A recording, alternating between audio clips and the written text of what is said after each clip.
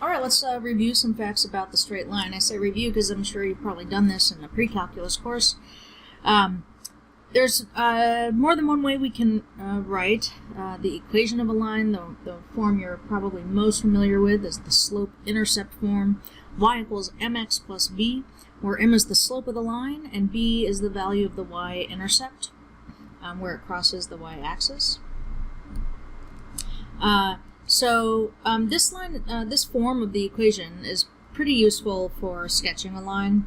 In example 1.7 here, they say sketch a graph of the line 2y plus 4x minus 6 equals 0.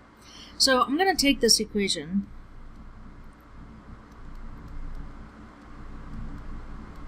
I'm going to solve it for y.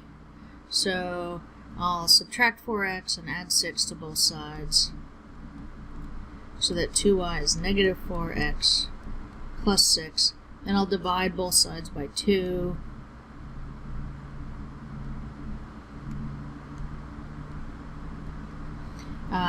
Negative 4x over 2 is negative 2x.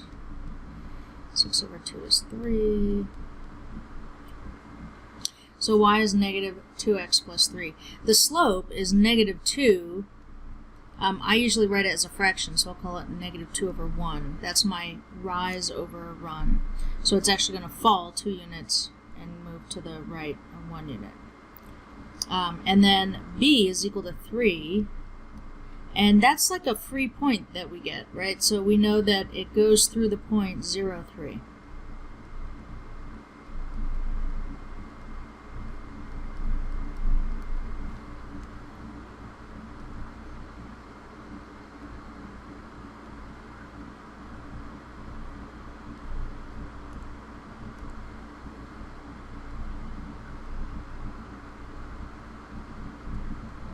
So there's the point 0, 3.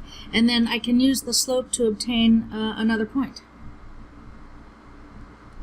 So I can using the slope, I know it goes down 2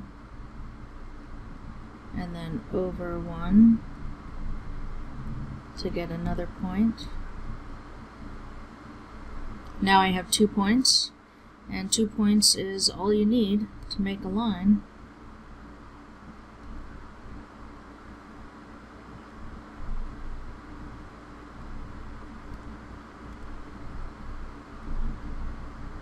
And there's the equation, or there's the graph of the line. Another way we can write the equation of a line is using the point-slope form. Point-slope form looks like y minus y1 equals m times x minus x1.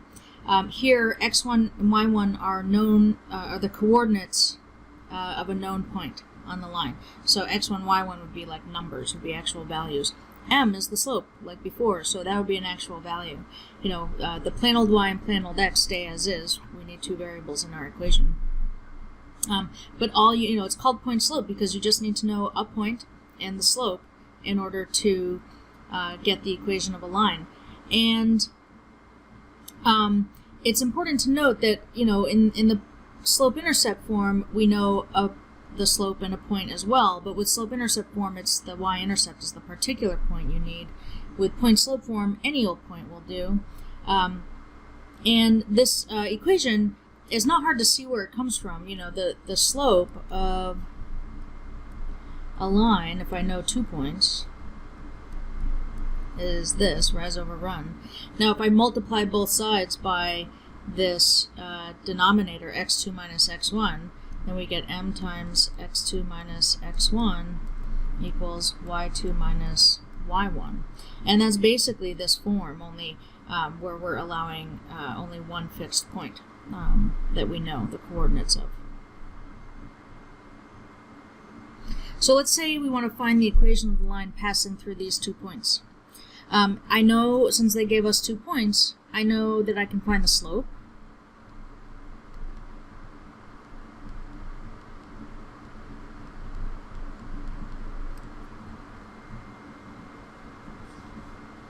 So let's say I'll pick 6, 2 will be my x2, y2.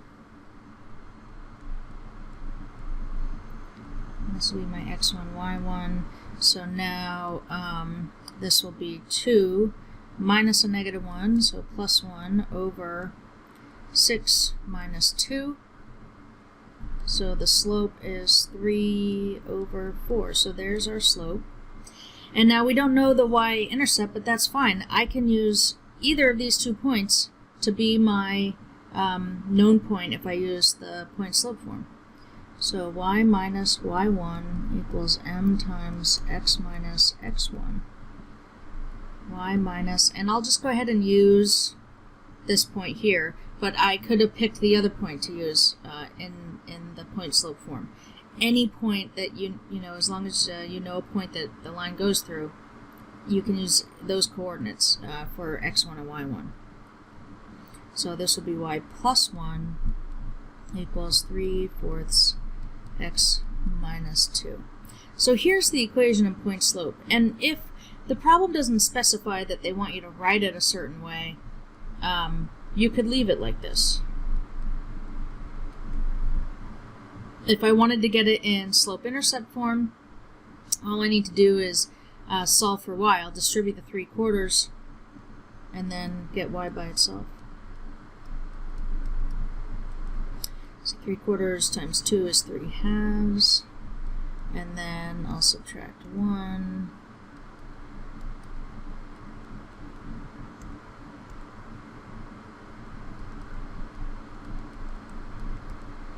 Minus 5/2. So here it is in slope-intercept form.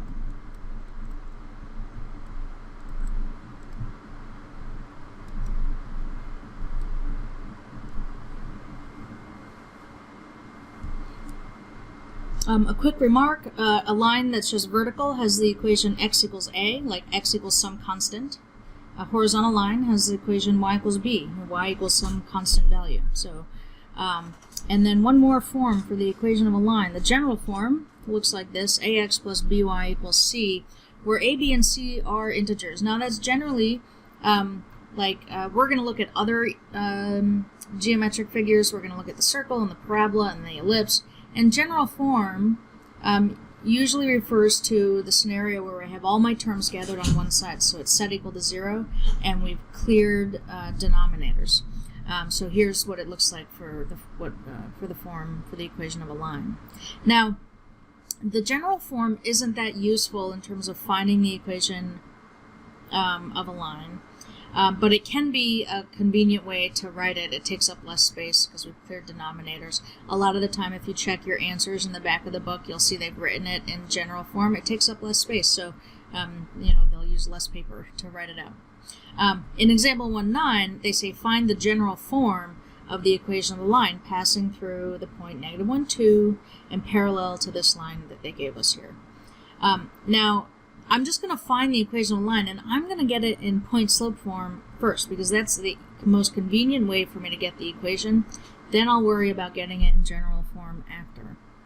So we need to find the slope of our line, and the slope of our line is going to be the same as the slope of this line. So I'm going to start with this equation they gave us. I'm going to solve it for y. So let's see, 2y is equal to -3x plus 6. And then dividing by 2, we get y is equal to -3/2 x plus 3. So the slope of the line they gave us is -3/2, which means our slope is -3/2. So the equation of our line, I know the slope and I know the point. They told us a point it goes through. Y minus y1 is equal to m times x minus x1. So y minus 2 is equal to -3/2 times x plus 1. So there's the equation in point-slope form. We want it in general form, so the first thing I'm going to do is clear denominators. I find it easier to do that first. If there's any fractions, usually it's because of the slope. So I'm just going to multiply both sides by 2. That will clear that denominator. On the left side, I'm going to distribute the 2, so I got 2y minus 4 On the other side, I'm going to distribute the negative 3, negative 3x minus 3. And now I want all my terms gathered on one side. So I'll add 3x and add 3 to both sides.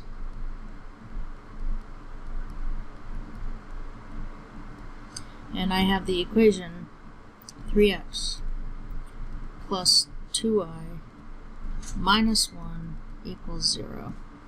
And there it is, the general form.